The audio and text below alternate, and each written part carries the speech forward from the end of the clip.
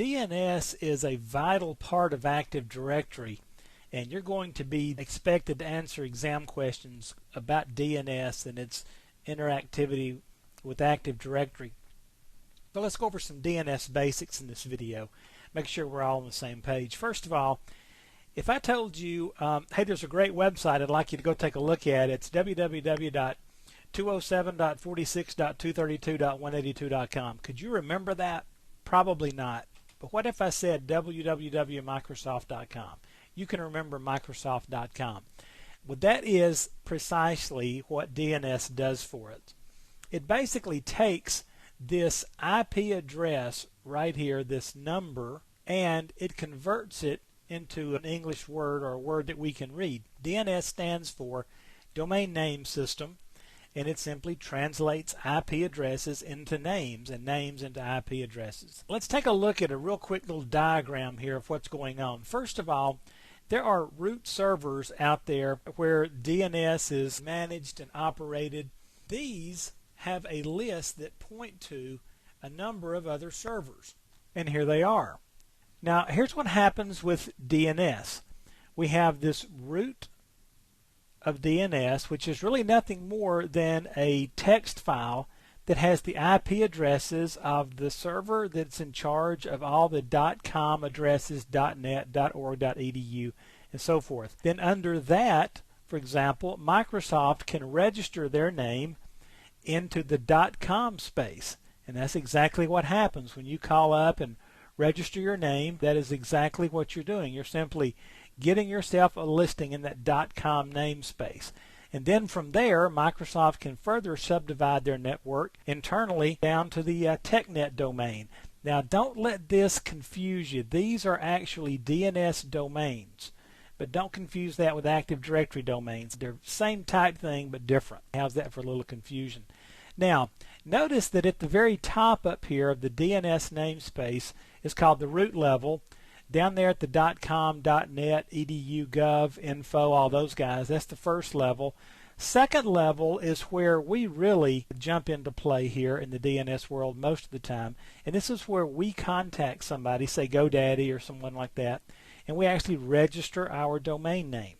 And so we get the IP address that points to Microsoft.com, and we go in the .com listing, and now anybody in the world can query that and get it. And then TechNet's the third level.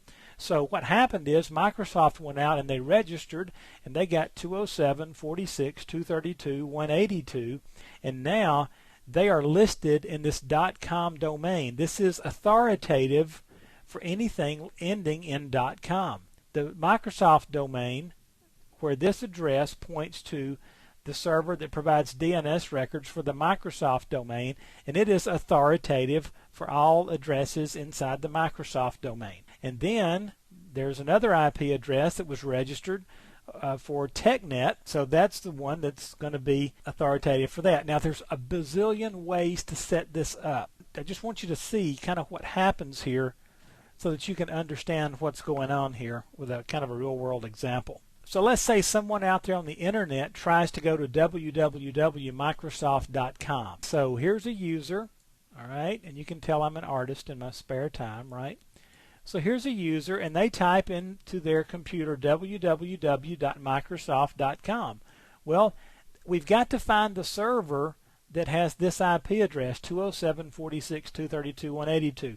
We don't know what that is. So what's going to happen is our person's network has no idea what a Microsoft.com is, and so what it does is it kicks the request up to the root, and it says, hey, what do you know about Microsoft.com? And it says, well, I'm not sure about Microsoft.com, but I can tell you where the .com world is, and so it points us down to the .com lists. So we look through the .com list, and it says, okay, A, B, C, D, F, G. Okay, here's M, yeah, Microsoft. Here's the Microsoft.com.